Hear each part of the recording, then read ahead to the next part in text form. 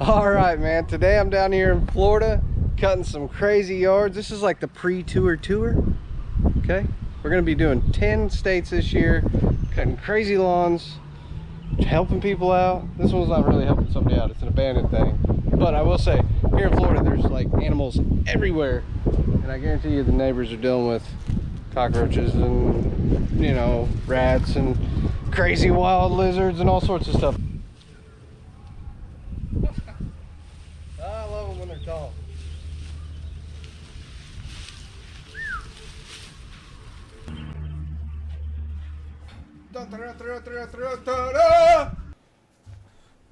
Back for another crazy and wild lawn. Here we go. First things first, we got to clean up some of this trash. There's a lot of trash down here in the rough neighborhoods in Florida. Now, having said that, in any rough neighborhood, there seems to be a lot of trash, especially on these overgrown lawns where the wind blows it in and the grass catches it and stuff like that. But we're going to get some of these tree limbs cleaned up in the backyard, and then we're going to go ahead and pull the mower out of the setup. Now, today I am borrowing Al Blade's setup from down in Florida. Big thank you to him for letting me use his setup. I flew down there last February, and yeah, he's a pretty brave guy and allowed me to borrow his equipment. I say, I don't know what to say other than thank you. He knows the type of stuff I do with equipment, but I think it's all right because he does pretty similar stuff with equipment. If anything, he could be worse on equipment than I am. I worked on a project with him, and he's just going through some crazy brush. I love seeing that kind of stuff. See, the thing is, the way I view equipment is it is there to save our body, and it's there to make our life easier. And the fact that it gets torn up is just a part of the type of work we do. Now, that's not to say that there's not easier life for a mower out there, because there is. See, you could get a mower like this, and you could cut lawns weekly and weekly only, and it's probably going to last a long time. Ooh, there's a quick note. Thank you for Jessica putting in a little editor's note in there. But these African lizards here running around are really, really fun to see. And if you go to Florida, if you've never been, one of your favorite parts will probably be seeing all the crazy wildlife, especially these little lizards everywhere. And it's fun to spot them. And then, I mean, certain places, they're just, I mean, all over the sidewalks, buildings, and it's pretty wild. I imagine it might drive people nuts, or the people that live there might not even see them anymore because it's just a normal thing. It's probably like seeing birds anywhere else, you know? But yeah, Florida is really cool. Little stuff like that to me is I just love seeing the regional differences, and it's almost like being in a different world. So as you go through the video, I want you to count how many lizards you see through the video crawling on the house, crawling in the yard, and let me know down in the comments how many you saw. Now, I ran over this piece of plywood, and of course, like the young kid in me, I gotta lift it up and I gotta see what's underneath.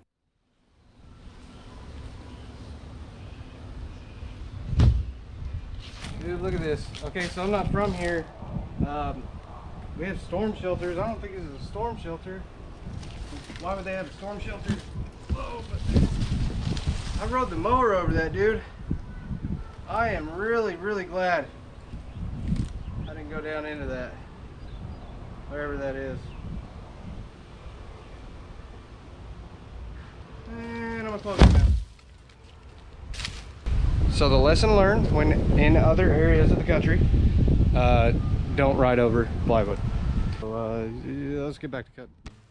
Alright, so I posted this video last spring on the Boring channel, and there were people in the comment section saying it could have been a water... Thank you, phone, for interrupting me. It could have been a watering cistern, or it could have been a septic tank. All I know is that I feel very lucky that I did not go swimming because the plywood broke or anything like that. So I feel lucky that I didn't get Al's mower stuck in a septic tank. Now, I don't know what it is. You can let me know in the comments what you think, whether it was a cistern or a septic tank. Here in Oklahoma, septic tanks, they would... Oh, man, I just got the mower stuck.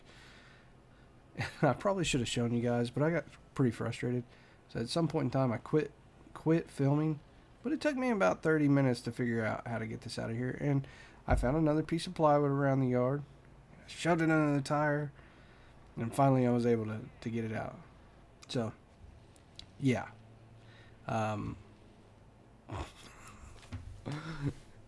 don't know. Some things I shouldn't. It's weird that I have been doing this for so long and still I get embarrassed about some stuff. And, I was embarrassed. I was like, oh, dang, I got his mower stuck. And I was frustrated. I'm like, I can't get it out. I might have to call somebody or do something. I found a big pipe and I was trying to pry the mower out of there. But, yeah, here's another thing. I can't remember what they're called, but there's this vine that grows on the tree there.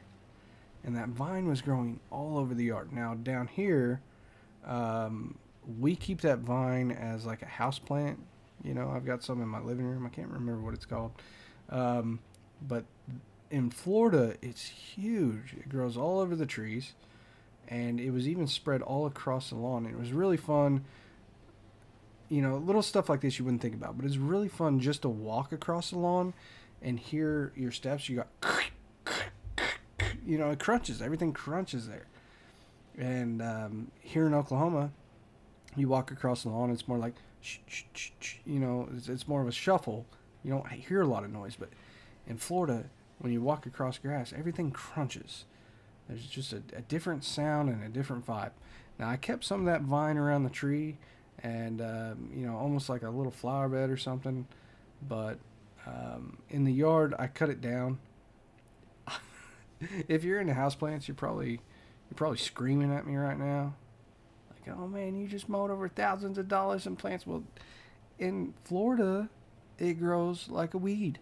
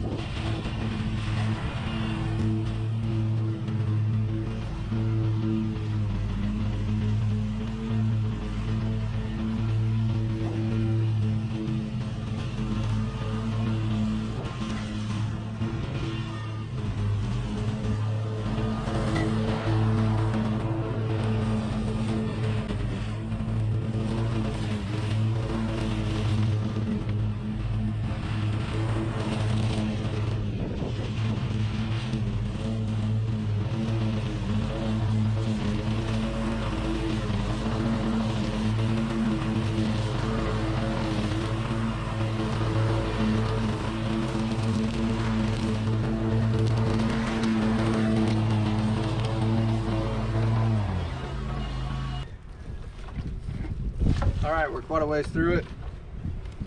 It's just dusty down here. And it's early in the spring, so I imagine they're getting rain. But there's also the dead from the winter, so whatever. That's the best part of the job, is washing all the nasty off. It's even better at the end of the day when you're taking a shower and you're looking at the bottom of the shower. What is all that mud? That's the day's work, baby. Just something satisfying about knowing you got a lot done. Mowing's done. Now we start the trimming. When the trimming's done, there's not really much to blow off. And Al's got a little itty bitty baby backpack blower, so I think he's gonna step it up. Okay, so if you're counting lizards, this next section you're gonna see several crawl across this privacy fence. And if you're the type of person that freaks out about trash, right now is about the time you're freaking out. Just know I'm gonna come back and I'm gonna pick it up. You can't see it all when you start a project like this, so you know you have to come back and do some cleanup afterwards. This trimmer head's a little worn out, so I'm trying to feed the line, but it's not feeding correctly. So I'm going to go over to this hard surface over on this concrete. I'm going to tap it once, and it's just going to pop right out to the right length. That works great. Now on a project like this, you're going to have to tap string out quite frequently because it's going to be cutting off and wearing off real quick. So I'm going to tap it on this fence post as well. The main thing is that when it's having a hard time tapping the string out, that trimmer head's getting worn out and the spring's not compressing correctly. So you got to tap it on a real hard surface to get it to compress correctly. As far as how I'm trimming down the fence line, I'm trimming in a way that pushes all the debris back into the yard. And what that's going to do is it's going to, one, spread it out.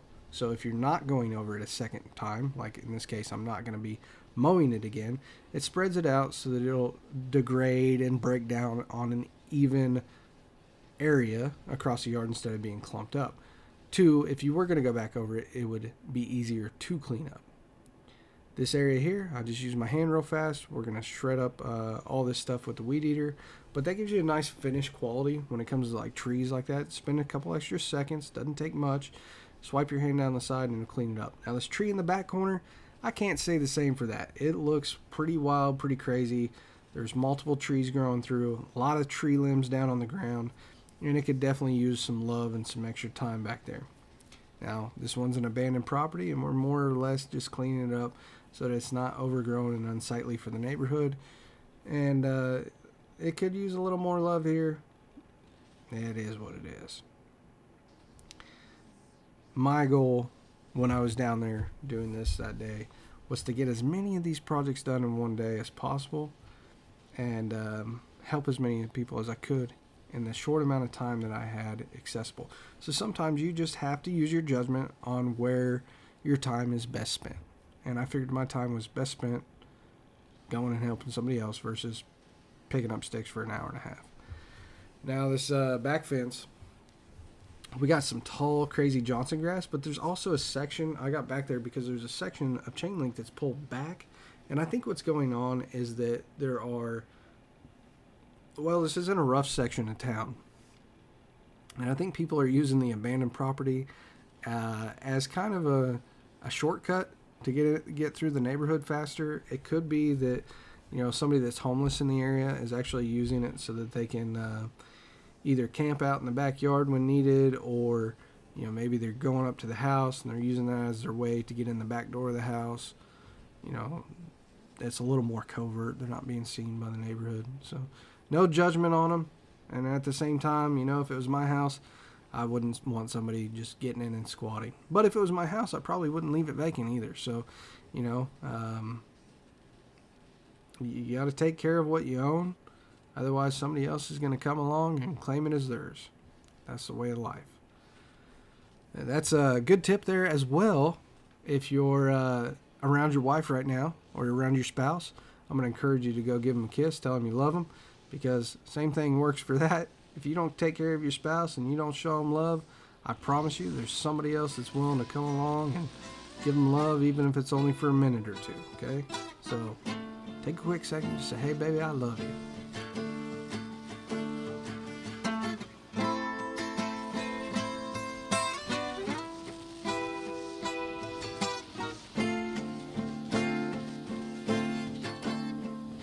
I've got your number lonely, October 33. I wear it on my soul's back like fa-fa-fa. And I can hear the brass ring, I hear it in the nosebleeds. Well, you once felt a cold breeze, think it was Halloween. I've got your number lonely, October 33. That's cold facts, fact. Holds me down like you know how, darling. Hold me now like you know my plight. Got your number.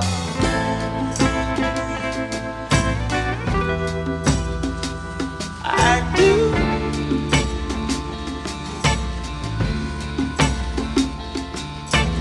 On in the back, in the love where you at. I do. I've got your number lonely, October 33.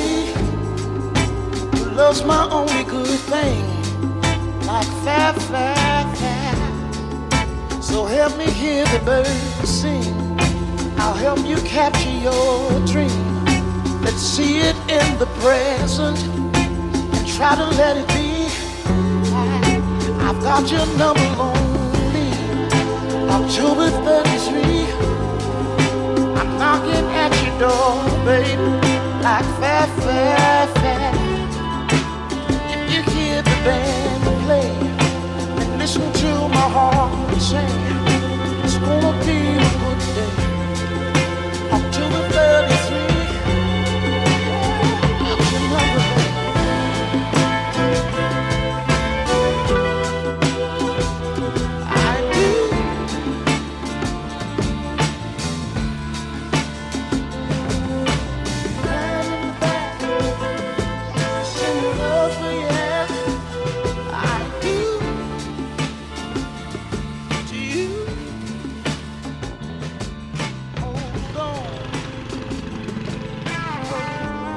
So cool in Florida.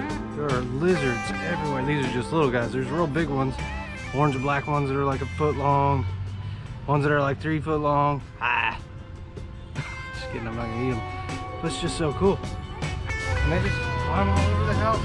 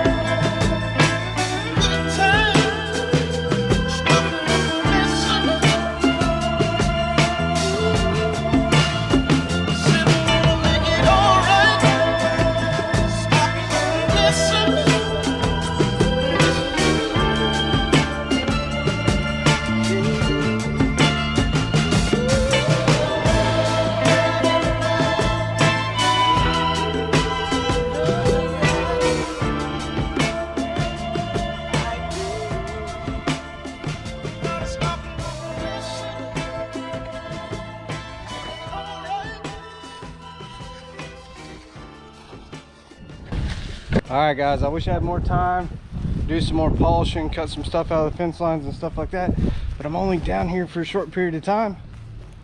But I think all in all this one came out looking really good. I think I got a sunburn from it today and yesterday, but woo-wee! Look at this one. Came out looking sharp. The backyard came out looking awesome. If you enjoy these videos, you don't have to, but if you would and you could, I would greatly appreciate it if you just give it a thumbs up, leave a comment, and subscribe to the channel. It really goes a long ways to allow me going out and to continue doing this type of project. Now this one's abandoned, but the neighbors, they seem pretty excited to see me here cutting it. And hey, one last thing, I have to say a big thank you to Al Blades for letting me use this setup. There's not many lawn guys out there that would probably trust me to go cut for the day with their equipment, but Al said, I'm not scared, come on down, take it out for a day. All in all, I think it turned out great. I'll see you in the next one.